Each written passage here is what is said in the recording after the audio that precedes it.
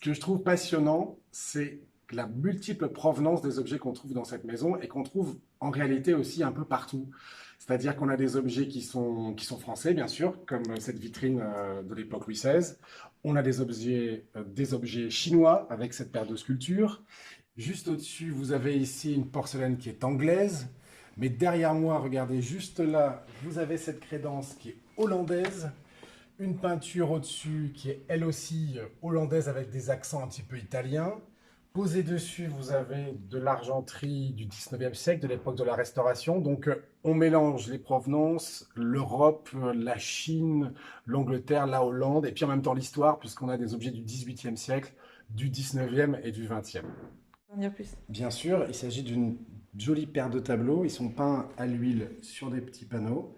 Et ce qui est intéressant, c'est d'abord la datation, puisqu'ils sont du 18e siècle. Ils sont italiens et ils représentent deux vues du Tibre. Et on a des pêcheurs ici avec leurs filets qui sont juste à côté du château Saint-Ange, qu'on reconnaît très bien ici avec un joli pain parasol. Ici, on a un second tableau qui représente un pont antique qui est cassé, qui s'appelle le Ponte Rotto.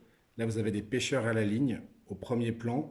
Donc, c'est à la fois des scènes bucoliques et puis des vues de Rome. C'est des tableaux qui ont besoin d'un petit nettoyage parce qu'on voit qu'ils sont un peu jaunis.